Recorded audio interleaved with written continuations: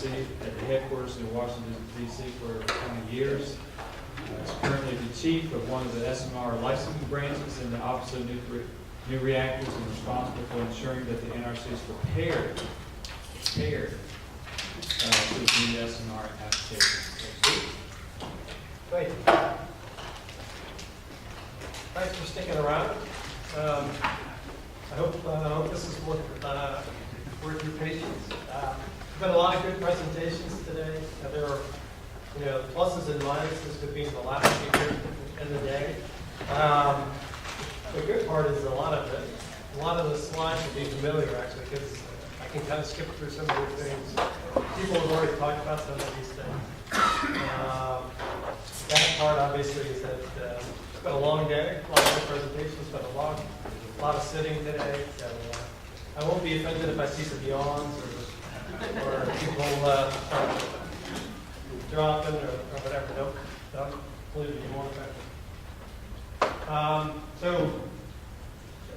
Kind of what you've already heard today. There's significant interest in SMRs.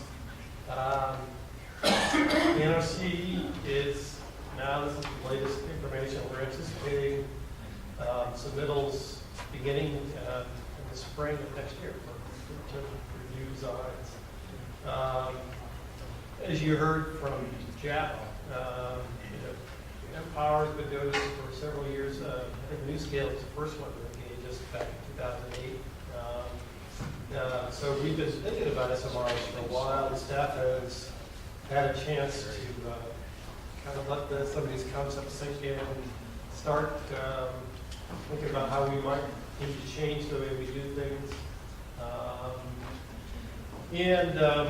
Our commission, 5 commissioners have directed us several occasions to think about doing things differently. So we'll talk a little bit about that.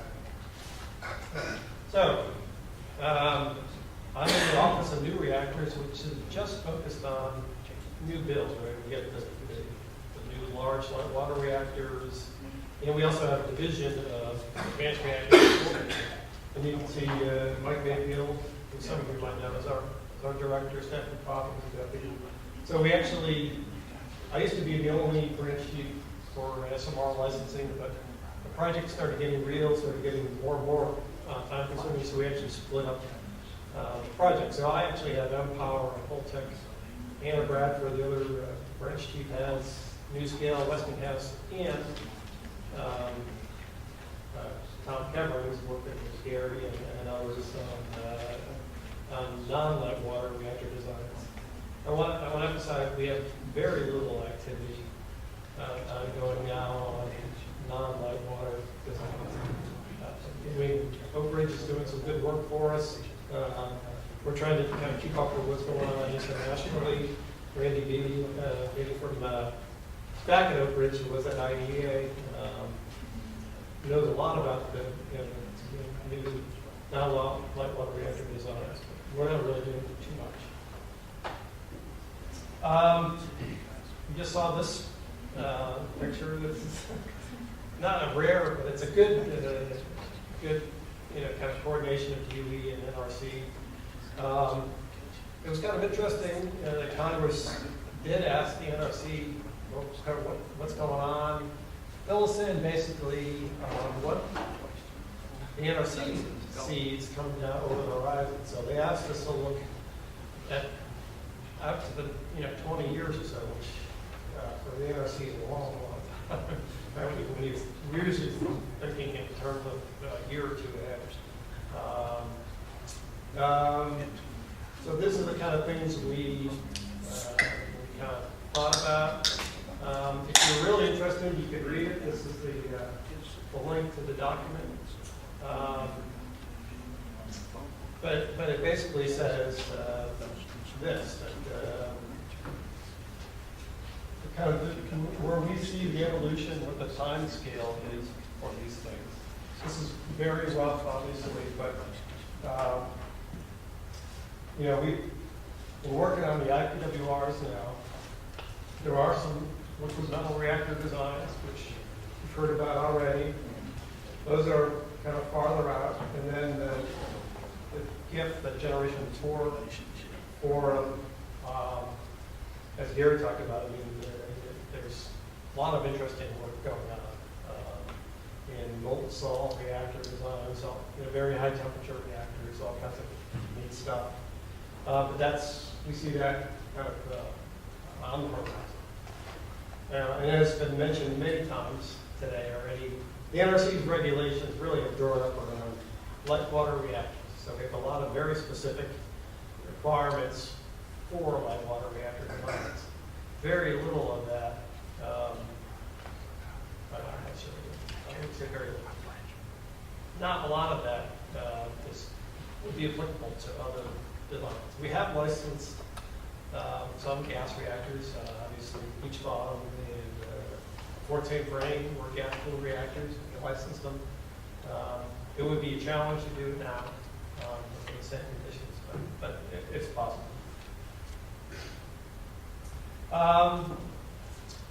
So this policy statement is it was a while ago, it was in the mid-90s. The Commission published a policy statement on advanced reactors. And it's kind of interesting. I mean, the expectation is that new reactors will be much safer than the current reactors. And they kind of laid out some things. I want to highlight that they said the earliest possible interaction should be achieved, and I think we've done that very well. I'm actually very happy that we've been able to meet frequently with the Empower designers at NuScale to talk about their designs, work through issues. The goal for the NRC is not to be an impediment to deploying new reactors in the NRC or in the U.S. And other places. However, we obviously want to make sure that whatever designs we approve will be operated safe.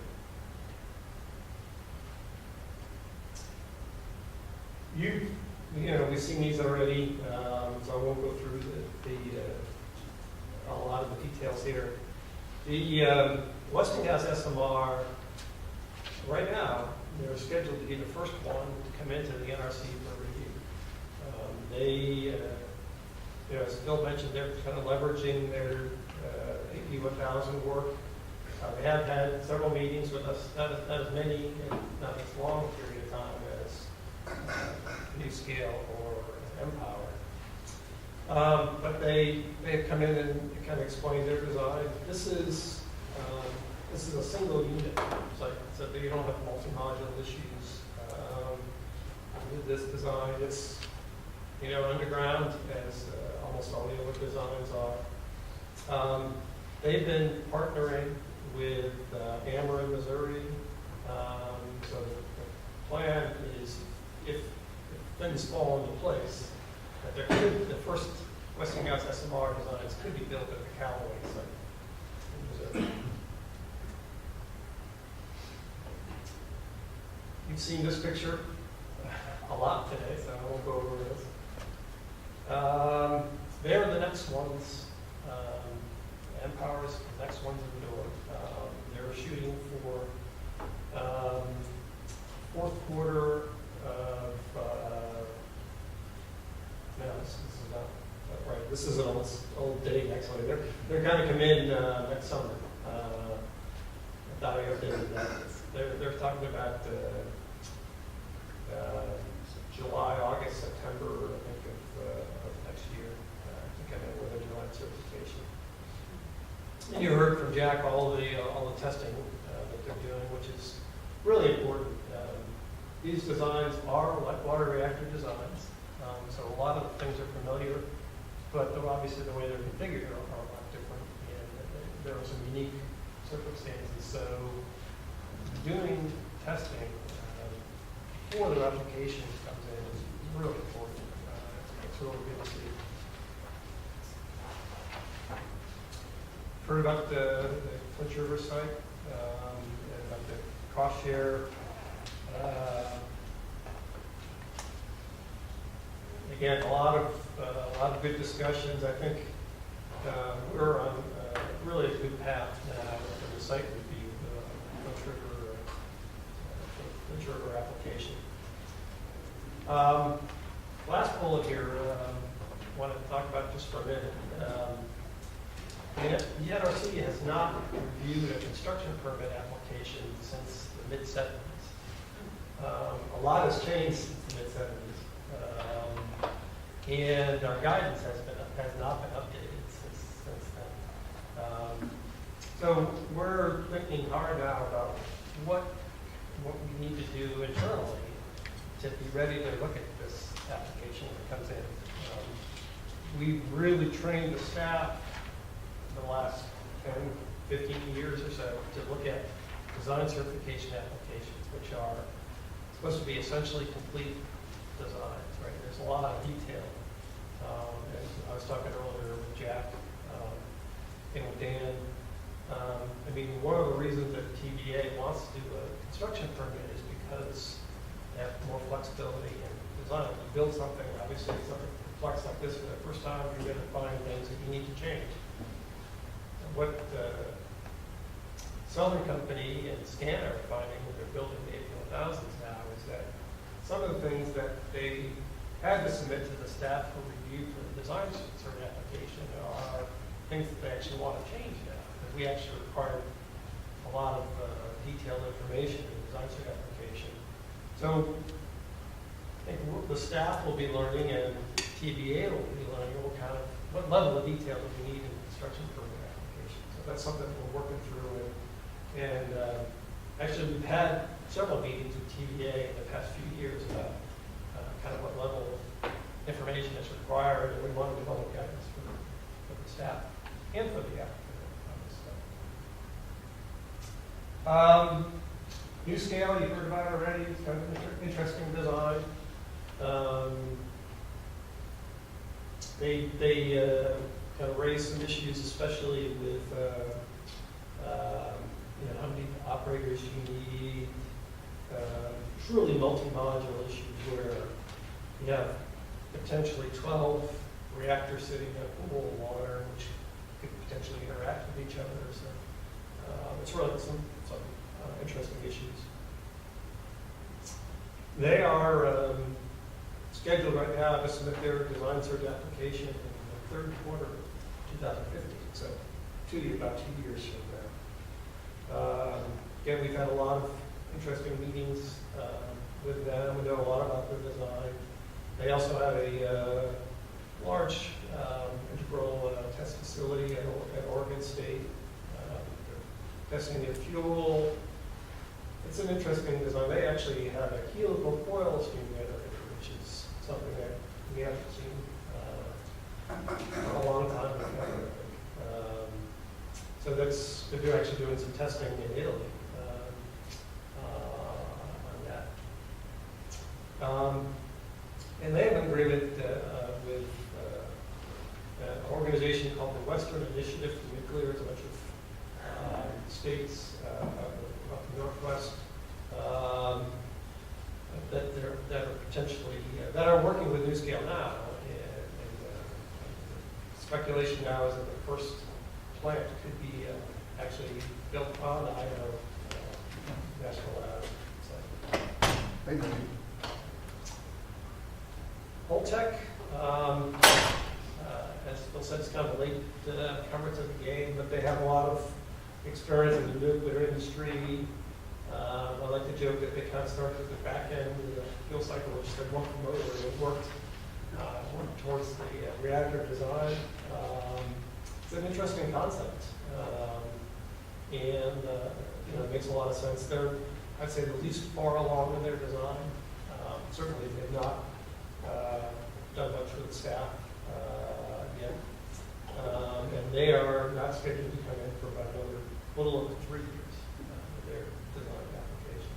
We have a QA topical report that we looked at, but then that's about it. Interestingly, they are have a pretty solid agreement actually with PSE&G and South Carolina Electric and Gas to kind of potentially be financial partners with them. and they're talking about maybe siting the first units at the Salem Oak Creek site in New Jersey. PSE&G actually has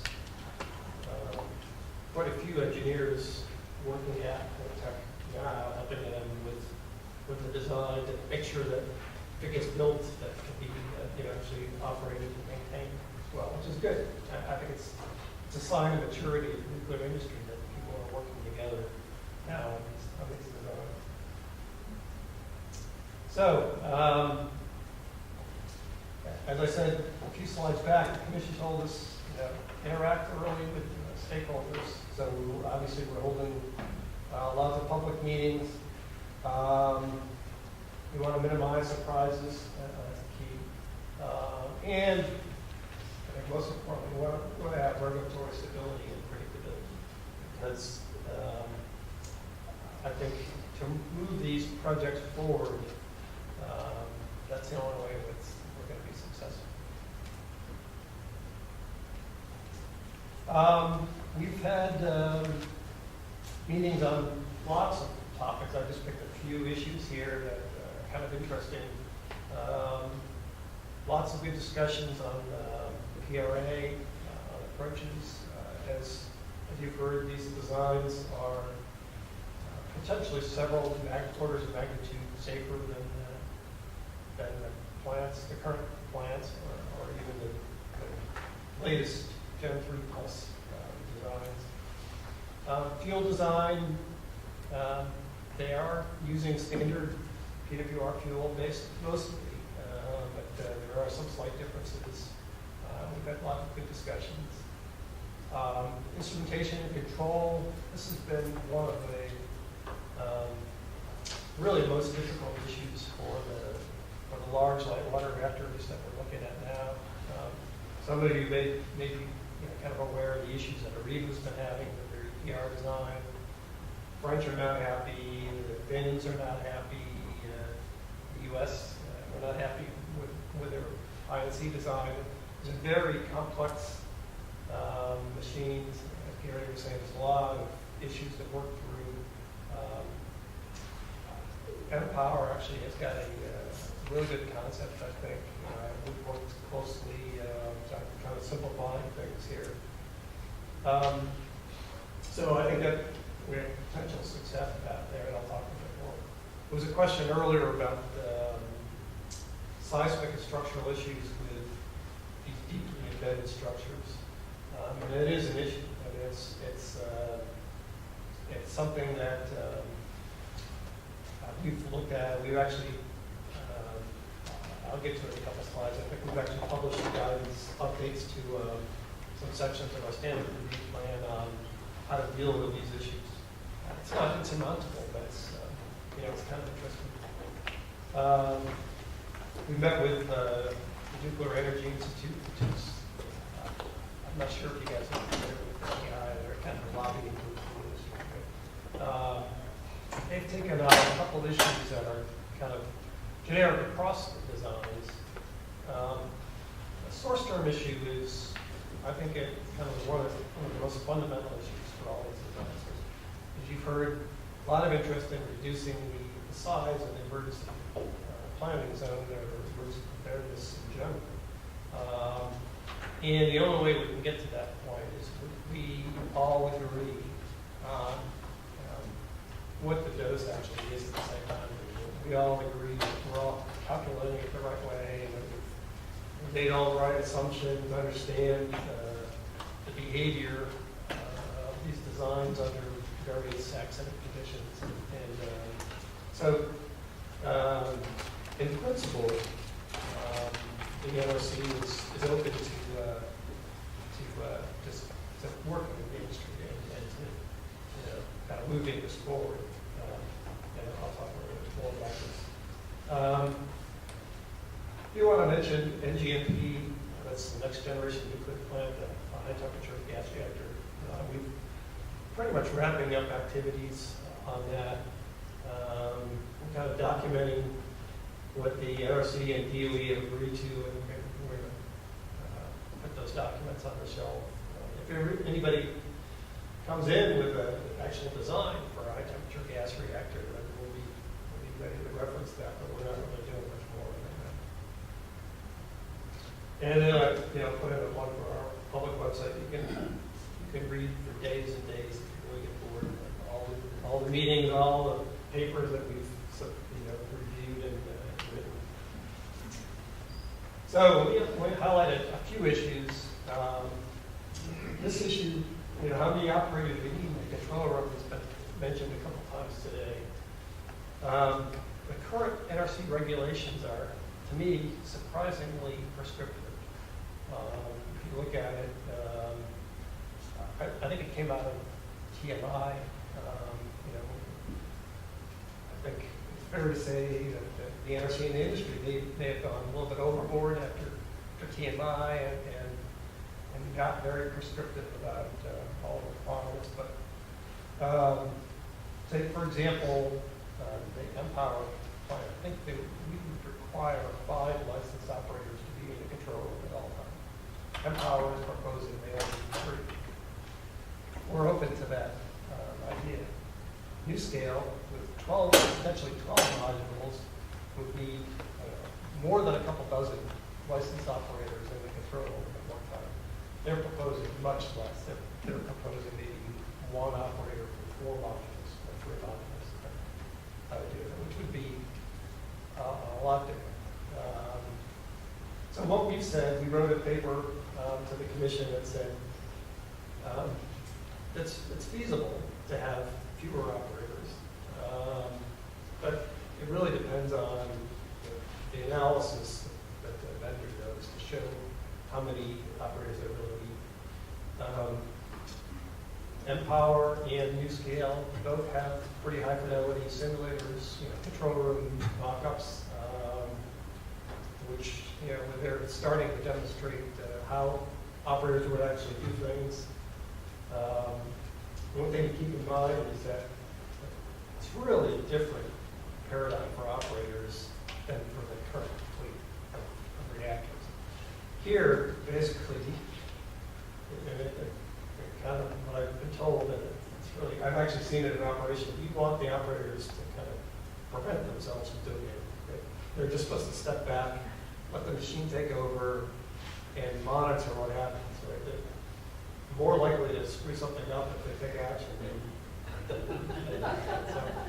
just watch, make sure there's much fewer alarms, much fewer switches. I mean, this is really a lot of good thought have gone into designing these control rooms.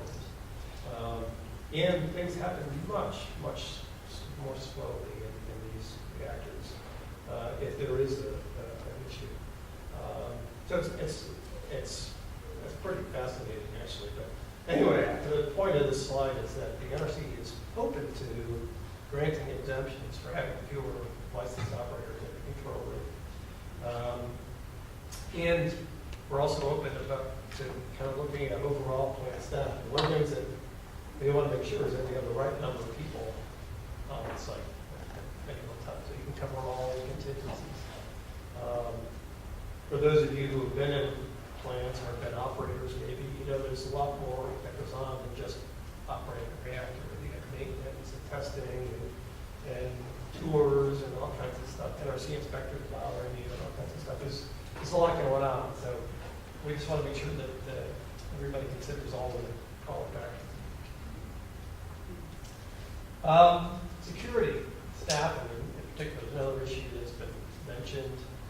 This has become a huge cost for licensees. I mean, you guys who work Oak Ridge and Rochelle see the security staff there. It's a big, big expense. You heard about the Empower approach. The other designs have similar approaches to designing in security to try to reduce the number of people they need on site. And again, we're open to it. We're having discussions with Empower, NuScale, and Westinghouse right now. We got to the stage where we're actually kind of looking at some of the specifics of that design, some potential security plans. And it looks promising. So I think this is something, it's also an area that's potentially a success. EP, obviously, as I mentioned, it's derivative by the source term. The size of the emergency planning zone is one issue. Kind of what goes on is another issue. Right? How many people do you actually need? What are their alert notification requirements? And this is not just an NRC issue. Right? It actually, NRC is actually plays a smaller role in this issue than we do on a lot of other issues. It's really a FEMA issue. FEMA coordinates emergency plans, and they actually approve it, have to approve it. And it's this issue in particular, as you know probably better than I do, really is an emotional issue for people, right? If you talk about putting a reactor down the road and tell them, don't worry about it, it's so safe, we're not even going to plan for evacuations or notification of you or anything like that, people get upset about it. And there's a lot of contention, a lot of people concerned about that. So it's important for us to work together to make sure we have a solid technical argument for this. And then we have to go beyond that and explain to people, more about why these are so safe. And it may be, a multi-step process. We may not be able to say right away, okay, the EPZ is at the site boundary and you have to worry about it. So there's just a lot of issues here. The NRC is open to it. We published a paper, you can see there, that said basically we would support a dose-based siting criteria, kind of linking the size of the zone to the dose. We're using the EPA established guidelines for what the dose should be. I think it's long run at the site boundaries for people who are trying to get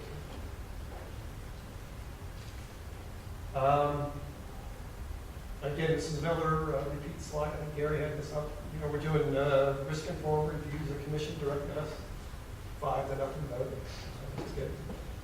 To do a risk-informed review of these new designs. We want to use our resources efficiently and effectively. We want to. It's also a benefit to the designers to get a cheaper review if we can focus on just the things that are most significant. So one of the main things that we did, and we were assisted by Oak Ridge and other labs, was we developed a design-specific review standard for the Empower design. That's we basically took a look at our entire standard review plan, which has 19 chapters, where it's thousands and thousands of pages of guidance. We went through each section and decided basically how we would change that for the Empower design to kind of update it, to reflect the actual design. It was a good effort. What we came up with was a matrix. We kind of binned every section into 4 different categories. Either use it as it is, just reference the existing SRP because it's generic. A lot of the kind of the programmatic sections like QA or testing or given factors don't really depend on the design. Category B there is the section that's not used in the SRS. That means it's just not applicable. We'll just talk about it up front. C is where we actually modified. So we actually wrote a DSRS section for the design that's based on an existing one. And then category D, we actually had a few where the systems were so different we had to make up a new section. It's included in there. So We published a draft version of this in May for Empower. We've gotten a lot of comments. I think we got 1,700, 1,800 comments on this draft. We're in the process of resolving those comments now. And the goal is to have an updated version of this done well before we actually receive our application, so we'll be ready to review the application there. But a lot of work went into this, and it's a very helpful document. We initially proposed this to people at the NRC staff. There was a lot of skepticism about what good it could actually do and whether it was worth the effort. But I think everybody has recognized that this was a good exercise. It not only forced the staff to think about how they would review the design, but it also raised some issues that we wanted to talk, and we ended up talking about with Empower to kind of work out things before they could become path items.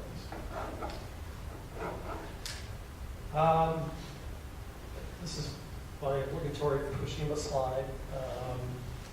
There are a lot of things going on with Fukushima, and obviously anything that the commission decides to impose would apply to SMRs as well. It's a lot easier for them, and I think all of them in their presentations now talk about how easily they can meet the requirements of Fukushima, that came out of Fukushima. Although I have to say, that, some of the issues kind of related to how you deal with multiple reactors on one site that can be affected by a common event. This is a big discussion. We've been thinking about that for a while, but this is kind of focused staff attention on these things. So, concluding slide, I'll actually leave time for questions. Our goal is to ensure that our policy requirements and guidance and everything are in place so we can support SMR reviews. Engagement has been good so far. We would encourage that to continue, obviously. We'll continue to focus on safety and environmental reviews of reactors. One thing I forgot to mention, obviously, one of the focuses of this group is materials security and non-proliferation and things like that. And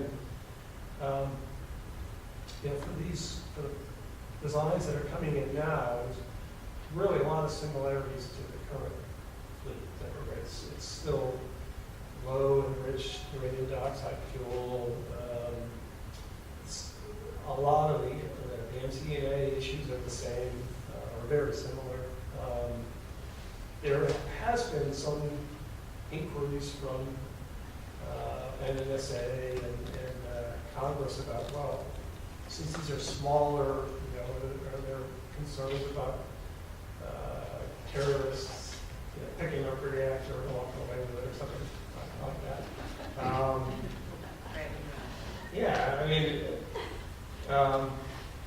So the answer at least for these IPR designs is that's obviously not going to happen, and I don't think this is a real issue.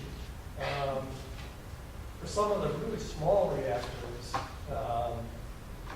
that's a whole different ballgame, and there is a lot of interest internationally in deploying very small reactors in remote areas, and that would be very interesting issue. And we started talking about it internationally, actually. The IAEA has had several meetings on SMRs. And one of the obviously really interesting issues is security and safeguards of the material.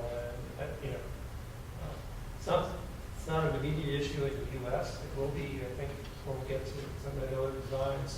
But it's definitely an issue in countries like Canada and Russia who are interested in deploying very small reactors in remote outposts.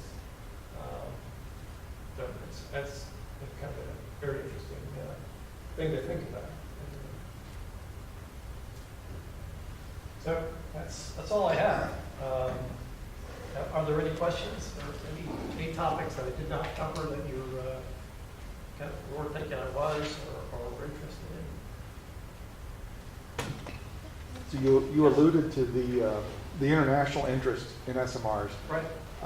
Could you speak a little bit about what role NRC is taking with making sure the regulatory bodies of some of these other countries are up to what we consider our standard?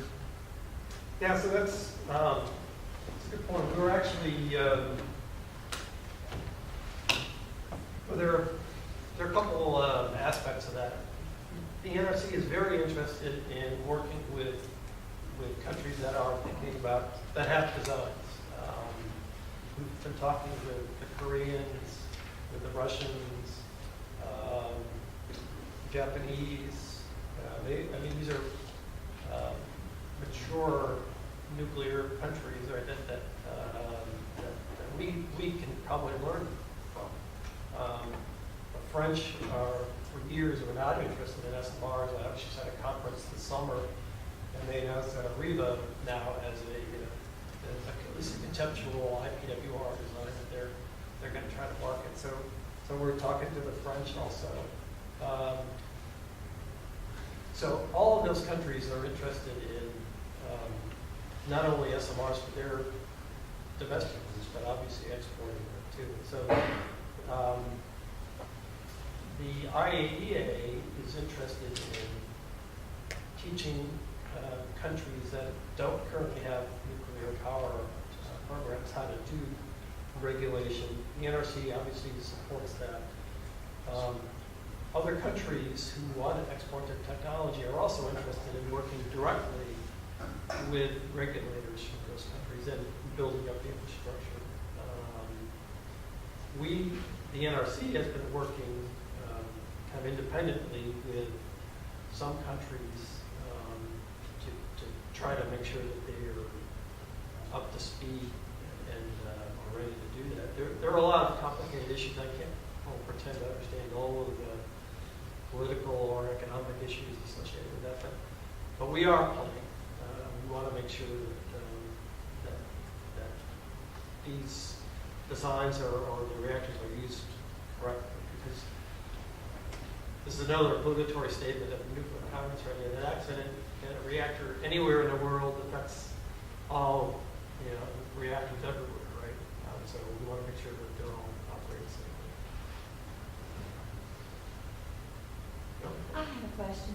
Dan mentioned that the MPR is applying under 10 CFR 50. Are most of the SMR designers and ultimately builders, are they applying under 10 CFR 50, or do you see some of them going under 52?